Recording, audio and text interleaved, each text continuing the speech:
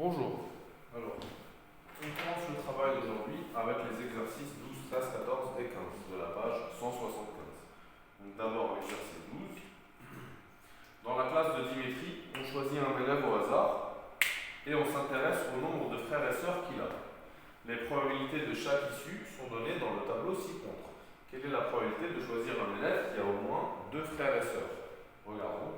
Donc, dans cette classe, les élèves il y a donc la probabilité d'avoir un élève qui a 0 frères et sœurs, c'est 2 sur 25. On voit tout de suite qu'il y a 25 élèves dans la classe. Il y en a 2 qui ont 0 frères et sœurs. Il y en a 13 qui ont 1 frère et sœur. Il y en a 8 qui ont 2 frères et sœurs. Et il y en a 2 qui ont 3 frères et sœurs. C'est ça qu'on doit voir dans le tableau. Alors, quelle est la probabilité de choisir un élève qui a au moins 2 frères et sœurs?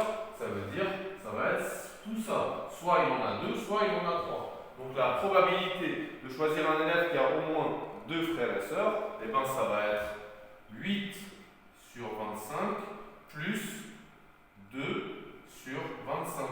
Et donc ça va être égal à 10 sur 25. Donc ça c'est pour l'exercice 12. Alors ensuite, dans l'exercice 13, dans un cellier, il y a 10 bouteilles de jus d'orange, 10 bouteilles d'eau pétillante et 10 bouteilles de soda.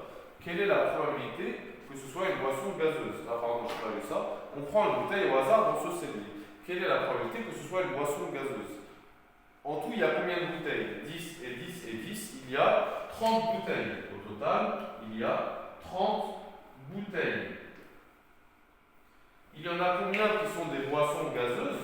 Alors, jus d'orange, ce n'est pas une boisson gazeuse. Eau pétillante, oui. Et soda, oui. Il y en a 20 qui sont des boissons gazeuses. Donc, quelle est la probabilité que ce soit une boisson gazeuse? Ben, ça va être 20 sur 30 qui est égal à 2 sur 3. Donc, voilà pour l'exercice 13. Maintenant, l'exercice 14. Dans un placard, il y a 3 t-shirts rouges, 2 bleus et 5 verts. On prend un t-shirt au hasard dans le placard. Quelle est la probabilité qu'il soit vert? On a combien de t-shirts au total? 3 plus 2 plus 5. Il y a 10 t-shirts. Il y a 10 t-shirts. Combien sont verts? Il y en a 5 qui sont verts. Donc la probabilité qu'il soit vert, ça va être 5 sur 10, qui est égal à 1 demi, ou 0,5. Alors maintenant l'exercice 15. On croise une personne dans la rue et on lui demande sa taille. Citer un événement impossible et citer un événement certain.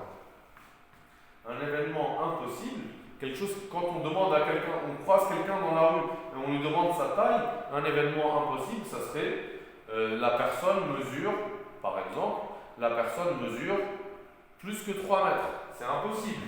Citer un événement impossible, alors,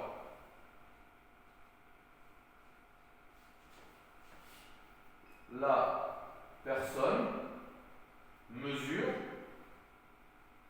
3 mètres. Ça, c'est sûr que c'est impossible. Dans l'histoire, on n'a jamais connu, en tout cas, moi, d'après moi, quelqu'un qui mesure 3 mètres. En tout cas, actuellement, dans le monde, il n'y a personne qui mesure 3 mètres. Donc, c'est sûr que c'est impossible que la personne mesure 3 mètres.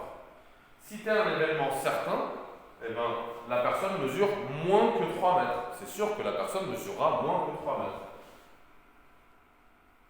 La personne mesure moins que 3 mètres. Ça, c'est sûr que la personne mesure moins que 3 mètres. Donc voilà pour les exercices 12, 13, 14 et 15.